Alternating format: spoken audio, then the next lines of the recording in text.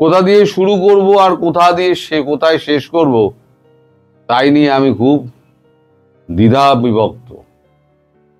এখন এপারে চঞ্চলতা, প্রচুর উত্তেজনা, প্রচুর ছোটাছুটি, আর ওপারে পালানোর হিড়িক।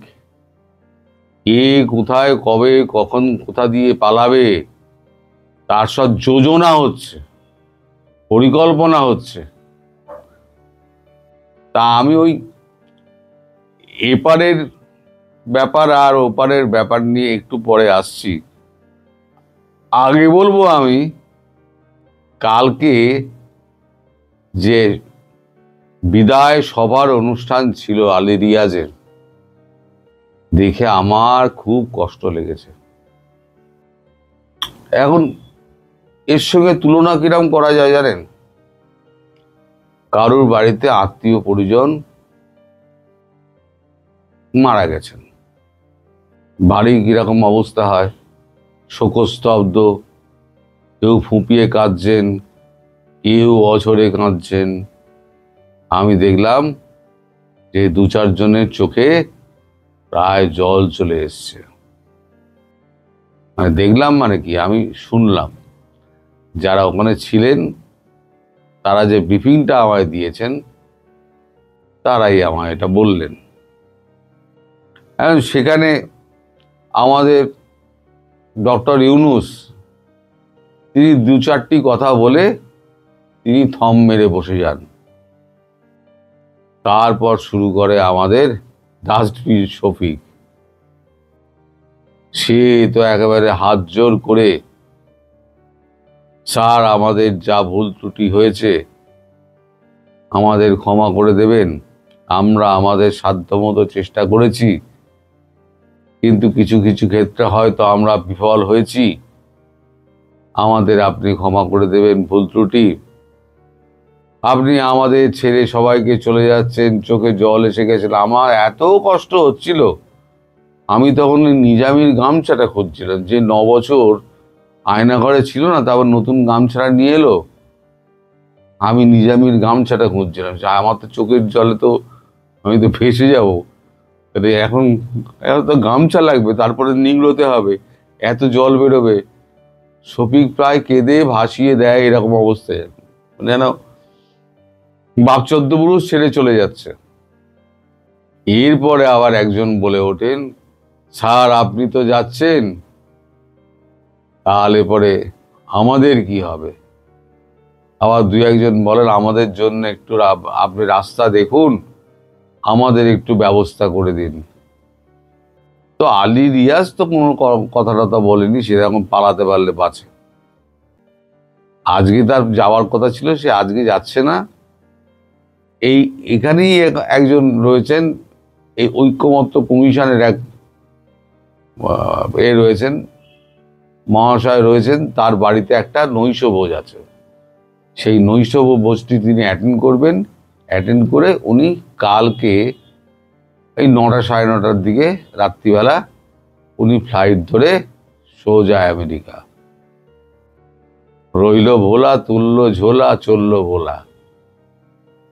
ভোলা যা করার তো ভোলা করে দিয়েছে।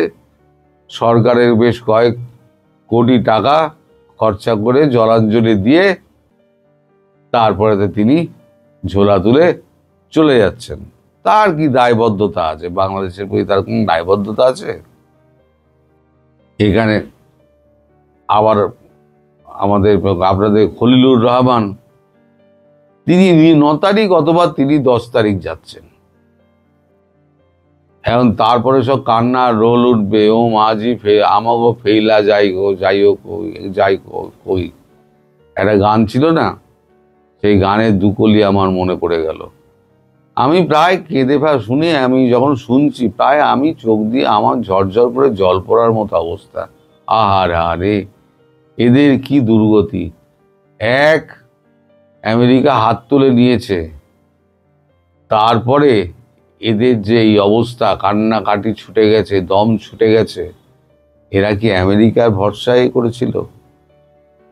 ওই যে 7 সিস্টার নিয়ে নেবে, তারপর ভারতে 50 লক্ষ জেহাদি ঢোকাবে, অনেক কিছুই তো শুনলাম। মেরে পাট পাট করে দেবে, উপযুক্ত জবাব দেবো। সব জবাব টবাব সব চলে গেছে, এখন সব পালানোর রাস্তা খুঁজছে। এ বলছে আমায় নিয়ে চলুন, ও বলছে আমার জন্য একটা রাস্তা বার করে দিন, ও বলছে আমার একটু ব্যাপারটা একটু দেখে দেবেন। এই তো চলছে এখন উপদেষ্টাদের মধ্যে। এখন 3 জন উপদেষ্টার কিন্তু এখনো জ্বর সারেনি, আর বাকি 5 জন যারা প্রেসে রয়েছেন তাদেরও পেট খারাপ এবং জ্বর। ডক্টর ইউনূসেরও জ্বর বহাল আছে। সেটা আমি বলেছি, সেটা ভয়ে হতে পারে, অথবা ঠান্ডা গরমেও লাগতে পারে, জ্বর হতে পারে। আজকে সকালে আবার একটা বৈঠক ছিল, ব্রিফিং করার কথা ছিল, সেটা হচ্ছে আমাদের ডক্টর ইউনূসের। তিনি ব্রিফিং করেননি। ব্রিফিং করতে কে এসেছিল? ব্রিফিং করতে এসেছিলেন আমাদের প্রফেসর সাহেব আসিফ নজরুল। শুকনো কেটো কেটো মুখে এক পাতার লেখা একটা বক্তৃতা, তার মধ্যে ঐক্যমত্য কমিশন সম্পর্কে উনি বলেছেন যে 7 দিন সময় দিলাম, এবার নেতারা বিভিন্ন দল তার নিজেদের মধ্যে ঐক্য গড়ুক, ঐক্য করে আমাদের জানাক, না হলে পরে আমরা আমাদের মতো কাজ করব। উনি করে প্রশ্নের উত্তর দেননি।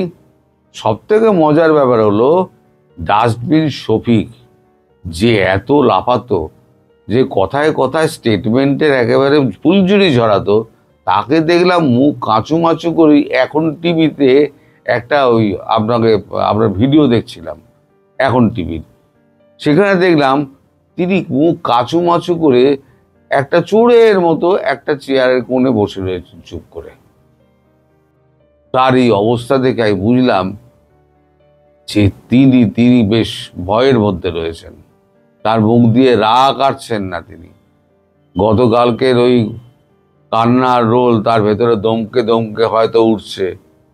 তা ভাবছেন যে আমি কি পাপ করেছিলাম, যা যে সে আমি এই খানাগুলো পড়লাম।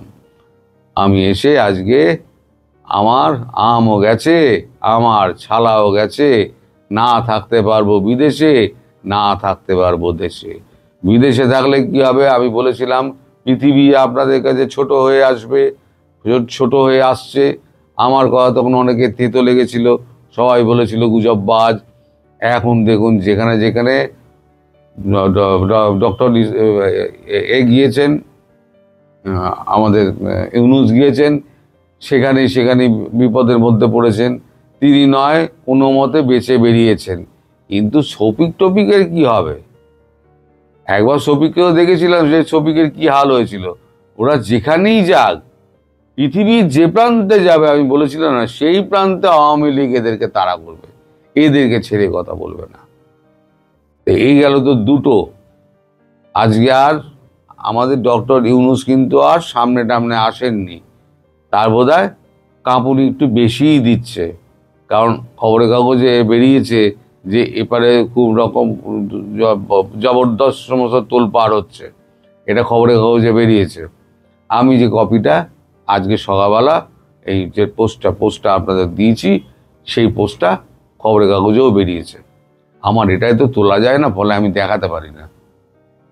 এখন গতকাল কি হয়েছে? গতকালকে আমাদের নরেন্দ্র মোদী 6 তারিখে, আপনারা জানেন 6 তারিখে হচ্ছে বিহার নির্বাচন, লোকসভা নির্বাচন। তা বিহারের যতগুলো সিট আছে ততগুলো সিটেই বিজেপি জোট প্রার্থী দিয়েছে। ইন্ডিয়ার মধ্যে রয়েছে আমাদের নীতিশ কুমার এবং বিজেপি মিলে বিভিন্ন জায়গায় প্রার্থী দিয়েছে। সেই সমস্ত জায়গায় সভাগুলো 2-3 দিনের মধ্যে শেষ করতে হবে। মানে আজকে হলো গিয়ে 3 তারিখ, আজকের মধ্যে শেষ করতে হবে।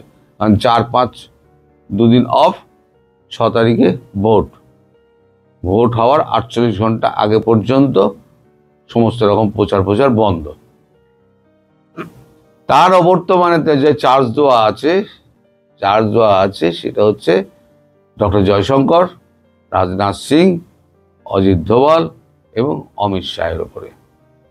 কালকে রাত্রি 1:30 অবধি আমি জেগেছিলাম এবং প্রচুর তৎপরতা দেখেছি যে আমাদের বিভিন্ন আমলা, তারপর সেনাবাহিনীর লোকজন এবং বিভিন্ন এজেন্সির কর্তারা, তারা খুব দৌড়ঝাঁপ করছেন, সাউথ ব্লক নর্থ ব্লকে খুব দৌড়ঝাঁপ করছেন। কারণ দুজন দুদিকে বসেন, অমিত শাহ বসেন নর্থ ব্লকে আর রাজনাথ সিং বসেন সাউথ ব্লকে, আর অজিত দোভালের দুদিকেই অফিস রয়েছে। জয়শঙ্করজি বসেন নর্থ ব্লকে।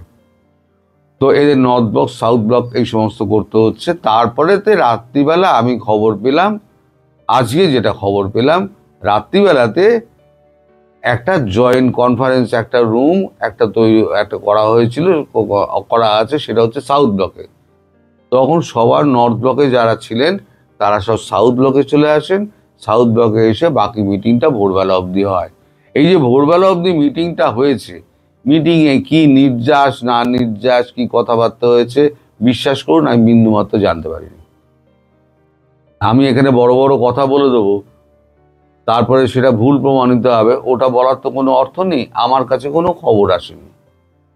যদি খবর পাই তাহলে রাতের দিকে হয়তো খবর পেতে পারি, তখন আপনাদের নিশ্চয়ই আমি কালকে জানাবো। যদি পাবই এমন কোনো কথা নেই, কারণ এই জিনিসগুলো এত গোপনীয়তার মধ্যে হয়।